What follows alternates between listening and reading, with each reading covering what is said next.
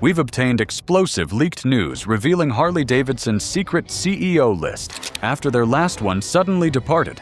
The names on this list could absolutely destroy Harley's future forever. So get ready, as we will uncover the entire list of 9 CEO candidates and tell you how they will ruin the whole company. Starting at number 9 on the list, we have Jim Hackett, the former CEO of Ford Motor Company. This guy is known for one thing: modernizing legacy American automotive brands through brutal efficiency and corporate restructuring. Here's Hackett's track record that has Harley's board both excited and terrified. When he took over Ford in 2017, the company was struggling with declining sales, an aging product line, and massive operational inefficiencies. Sound familiar? Hackett immediately cut $25 billion in costs, eliminated unprofitable models, and pivoted Ford toward electric vehicles and autonomous driving technology. Ford's stock price doubled during his tenure, but it came at a massive human cost. But here's the controversy that has Harley employees worried. Hackett's playbook involves massive layoffs, factory closures, and complete product line overhauls. My sources tell me his preliminary assessment of Harley includes shutting down at least 3 manufacturing facilities, cutting the workforce by 40%, and discontinuing 60% of current Harley models to focus only on the most profitable bikes. His vision for Harley involves transforming it into a premium luxury brand with fewer, higher-margin products. Think Apple, but for motorcycles. Sleek, expensive, and exclusive. He'd probably price most Harleys above $30,000 and market them as luxury lifestyle items rather than accessible American dreams. The upside: Harley becomes profitable again within 2 years and attracts wealthy customers who see motorcycles as status symbols. The downside: it abandons its working-class roots and becomes an elitist brand that regular Americans can't afford. But it gets much worse. This next candidate could kill Harley's electric future and drag the company back to the 1950s, crushing any chance of winning younger riders. At number 8, we have Joanne Bishman, Harley's current Chief Communications Officer. She's been the trusted voice of Harley culture for years and represents the safe, traditional choice that many board members are gravitating toward. Bishman has been quietly building alliances within Harley's executive team for months, and she's the one who's been managing the PR nightmare of Seitz's departure. Word is, she's already drafted a comprehensive turnaround plan focused on heritage marketing and community building that would make Harley purists cheer. Her deep understanding of the brand's DNA and her relationships with longtime dealers give her significant internal support. Her strategy would involve doubling down on Harley's American heritage. Massive patriotic marketing campaigns, partnerships with veteran organizations, sponsorship of motorcycle rallies, and a return to the classic designs that made Harley famous in the first place. She'd probably kill the electric livewire division entirely and focus on perfecting the traditional V-twin engine that riders love. Bishman would also likely expand Harley's merchandise empire, turning the brand into a lifestyle company that sells everything from leather jackets to home decor, maximizing revenue from their most devoted fan base. But here's the fundamental problem with her approach. While she's preserving the past, competitors are stealing the future. Her strategy maintains loyal customers, but completely fails to attract the younger demographics that Harley desperately needs to survive long-term. The motorcycle industry is rapidly evolving toward electric and smart technology, and Bishman's backward-looking vision could leave Harley as a museum piece rather than a thriving business. Number 7 is absolutely explosive. This CEO forced America's top carmaker to go all-electric by 2035, and she will do the same to Harley if nobody stops her. Mary Barra, CEO of General Motors, has done the impossible, transforming GM from a traditional automaker into a leader in electric vehicles, all while maintaining profitability and keeping shareholders happy. Here's what makes Barra both exciting and terrifying for Harley purists. She's a master of corporate transformation under extreme pressure. When she became GM's CEO in 2014, the company was still recovering from bankruptcy, facing massive recalls and struggling with a damaged reputation. Instead of playing it safe, she made bold bets on electric vehicles, autonomous driving, and new mobility services that completely repositioned GM for the future. My sources reveal that Barra has already been approached by Harley's board through back channels, and her preliminary assessment is brutal but potentially brilliant. She believes Harley needs to stop thinking like a motorcycle manufacturer and start thinking like a mobility company. Her leaked vision includes Harley-branded electric scooters for urban commuting, motorcycle sharing services in major cities, electric delivery vehicles for commercial use, and even autonomous motorcycle technology. Under her leadership, GM committed to going fully electric by 2035, and her leaked assessment suggests she'd impose a similar timeline on Harley. Her playbook involves massive R&D investment, potentially $2 billion over 5 years to develop a complete electric motorcycle ecosystem that would make Tesla's vehicles look outdated. The cultural impact would be absolutely seismic. She'd rebrand Harley's rebel image from outlaw biker to eco-warrior and market electric bikes as environmentally responsible choices for conscious consumers. Some would call it evolution.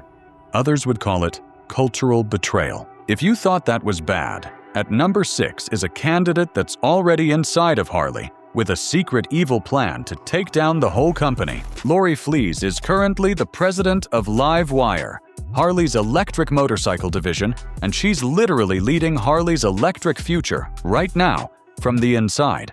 With over 2 decades of experience in the automotive industry, Fleas brings a unique blend of traditional motorcycle passion and cutting-edge electric vehicle expertise to her role. Here's the explosive insider scoop that has traditional Harley riders terrified. Fleas has been secretly meeting with Tesla's former battery engineers and has developed a revolutionary new electric motorcycle design that could completely blow away every competitor in the market. Her prototype allegedly has a 400-mile range, charges in just 15 minutes, and produces more torque than any gas-powered Harley ever built. Industry insiders claim she's also incorporating advanced AI-powered performance optimization that learns from each rider's habits to maximize both efficiency and thrill. But here's why she's considered dangerous by traditionalists. Fleas represents the complete and total electrification of Harley-Davidson. Her leaked business plan shows a detailed timeline where Harley stops producing gas engines entirely by 2030, just 5 years from now. She wants to position Harley as the Tesla of motorcycles, premium electric vehicles that completely redefine what performance and luxury mean in the motorcycle world. Her vision includes smart helmets with heads-up displays, integrated navigation systems, and even biometric monitoring that can detect rider fatigue or medical emergencies. Her strategy involves partnerships with charging networks across America, subscription-based software updates for bikes that add new features monthly, and even autonomous riding features that could prevent accidents. Under Fleas, Harley rallies would be completely silent except for the sound of wind and conversation. The iconic rumble that has defined motorcycle culture for over a century would disappear forever. She's even exploring synthetic sound systems that could recreate the classic Harley rumble on demand, allowing riders to choose between silent operation and traditional audio experiences. The financial projections are stunning, though Fleas believes electric Harleys could achieve 40% profit margins compared to just 15% for gas bikes, and she's targeting the massive Chinese market where electric vehicles are mandated by government law. Her business model includes revenue streams from software subscriptions, charging network partnerships, and data analytics services that could transform Harley from a manufacturing company into a comprehensive mobility technology platform. Number 5 is about to make the last few CEOs seem cute, because the next one is not from motorcycles, but will turn Harley into a corporate theme park that kills its rebel soul. Barbara Corkerin from Shark Tank, a real estate mogul, running Harley-Davidson? It could be either pure genius or a complete disaster, but her track record suggests it might just be brilliant. Corkerin has an incredible ability to spot market trends before anyone else and rebrand companies as cultural icons that transcend their original industries. She built a $5 billion real estate empire by understanding that people don't just buy houses, they buy lifestyles, dreams, status symbols, and membership in exclusive communities. Her vision for Harley involves transforming it from a struggling motorcycle company into a complete lifestyle brand empire that happens to make motorcycles. Picture this under Corkerin's leadership. Harley-Davidson hotels in major cities where every room has motorcycle-themed decor and guests can rent Harleys for guided city tours. Harley-Davidson restaurants with biker-themed menus, live music, and motorcycle displays. Harley-Davidson clothing lines that compete with premium fashion brands like Ralph Lauren. But here's where it gets really interesting. Corkerin's leaked business plan includes Harley-Davidson real estate developments, entire communities designed around motorcycle culture with private riding trails, custom garages, motorcycle maintenance facilities, and social clubs. Think luxury retirement communities specifically for bikers who want to live surrounded by people who share their passion. Her marketing genius would involve celebrity partnerships, viral social media campaigns, and experiential events that make Harley ownership feel like joining an exclusive club with millions of members worldwide. She could make Harley incredibly profitable while potentially turning it into a theme park version of itself. But you haven't seen the peak of evil CEOs just yet. Number 4 is a mystery power player with a plan that could tear Harley apart from the inside. And when riders find out, it's going to get ugly. Jonathan Root is a finance executive within Harley. He's the behind-the-scenes guy who understands every financial detail of Harley's current crisis and has been quietly building support among major shareholders. Root's leaked internal memos show he's identified exactly where Harley is bleeding money and has developed a surgical plan to fix it without making dramatic cultural changes. His strategy involves renegotiating supplier contracts to cut parts costs by 20%. Optimizing manufacturing to reduce production time by 30%, implementing dynamic pricing to maximize profit margins, and expanding international sales to reduce dependence on the declining American market. But here's where Root gets controversial. His plan involves raising prices significantly on core Harley models while introducing a budget line manufactured overseas. He'd essentially create a two-tier Harley brand: premium American-made bikes for wealthy enthusiasts and affordable foreign-made bikes for everyone else. My sources tell me Root has already identified potential manufacturing partners in India and Thailand. A $15,000 Harley made in Bangkok would preserve the brand's accessibility while protecting profit margins on premium models. His approach might save Harley financially while slowly suffocating its cultural relevance and American manufacturing heritage. Number 3 is the most controversial comeback yet.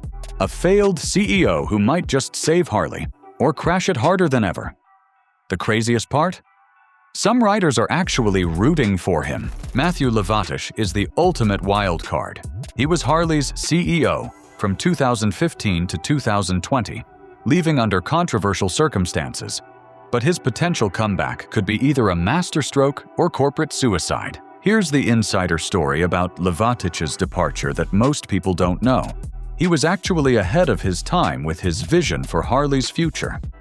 While the board and shareholders criticized him for declining sales and failed electric vehicle initiatives, industry experts now admit his strategy was fundamentally correct. It was just poorly executed, underfunded, and implemented too early for the market to accept. Levatic's original vision included aggressive international expansion, electric vehicle development, attracting younger riders through smaller and more affordable bikes, and modernizing Harley's manufacturing processes. Sound familiar? That's exactly what successful motorcycle companies like BMW and Ducati are doing now. He was just 5 years ahead of the curve, but here's why his comeback could be genius. Levatic has spent the last 4 years studying his mistakes, consulting for other automotive companies, and developing a comprehensive redemption strategy.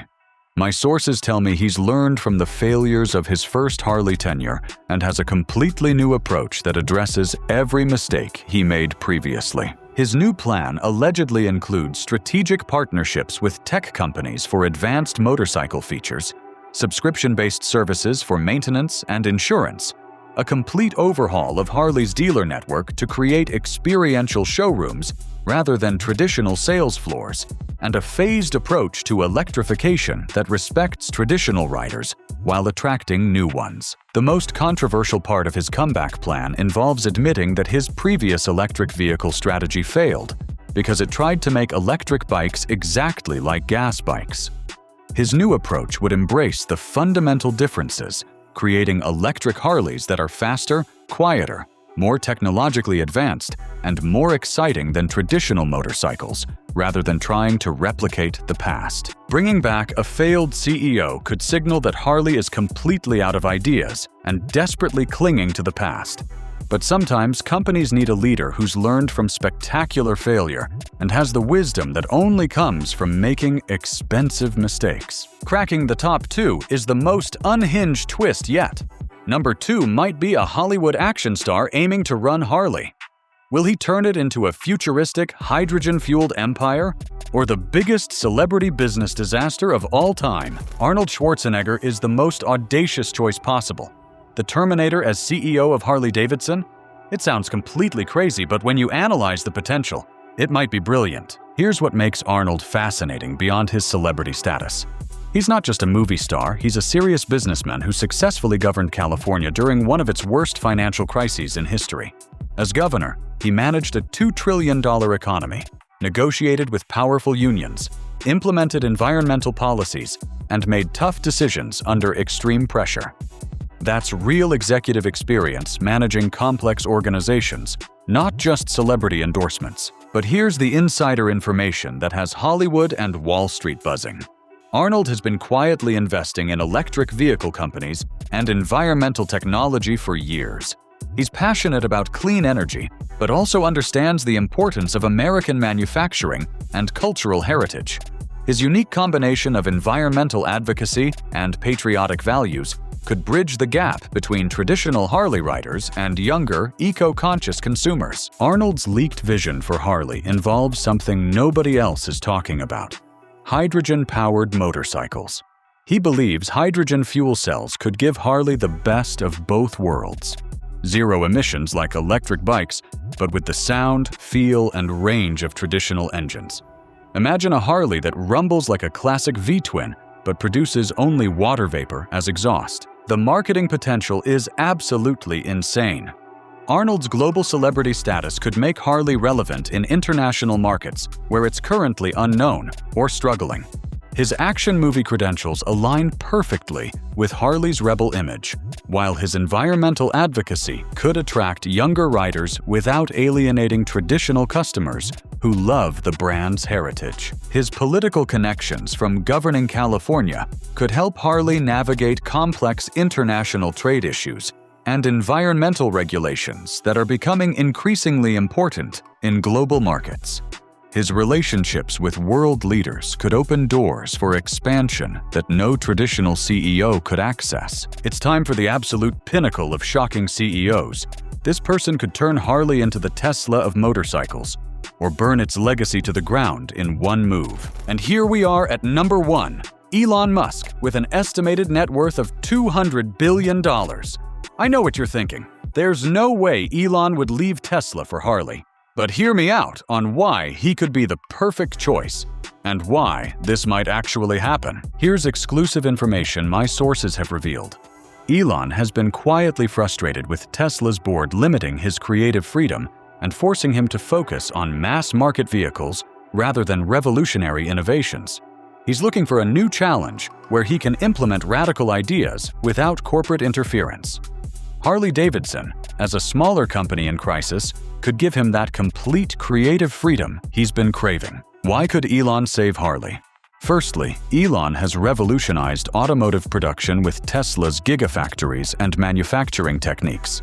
He could bring that same innovation to motorcycle manufacturing, cutting production costs by 50%, while eliminating quality control issues through robotic precision and AI-driven assembly lines. Secondly, Elon doesn't just run companies.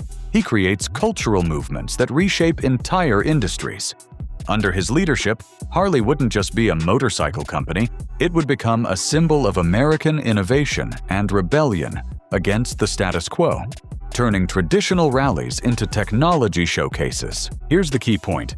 Many don't want fake electric motors ruining Harley's soul. But Elon understands that electric doesn't mean soulless or boring. Look at Tesla's performance cars. They're faster, more exciting, and more thrilling than traditional engines while being completely silent. Thirdly, Elon's vision includes integrating SpaceX technology. Motorcycles with satellite internet connectivity that works anywhere on Earth, GPS systems that function in remote areas, emergency communication systems, and even small rocket boosters for emergency acceleration. His leaked concept designs include bikes that communicate with each other to prevent accidents through AI coordination, autopilot features for highway cruising, predictive maintenance, and the ability to summon your bike remotely like a Tesla. Fourthly, with Elon's wealth and connections, Harley would have unlimited resources for development and expansion. He'd create Tesla-style showrooms with direct sales, subscription services for annual upgrades, and a motorcycle sharing network where owners can rent out their bikes for passive income. Lastly, under Elon's leadership, Harley could become the first American motorcycle company to truly dominate global markets, with manufacturing facilities on every continent while maintaining core Harley DNA.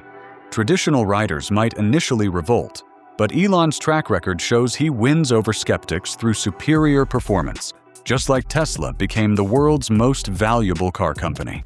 Which CEO do you think would be the best choice to save Harley-Davidson? Click the next video on the screen, where we're going to keep you updated on who will be the best CEO of this legendary company.